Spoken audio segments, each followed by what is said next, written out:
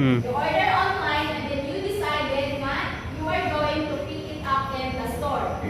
Now, if your back end is fully integrated, then when you pick up the shoes, then the store might know that your order exists.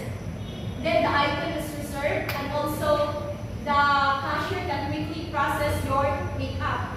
Without this integration, then the store, when you go to the store, when you're going to pick up the shoes, then the store might say that they don't know that your order exists because you order it online.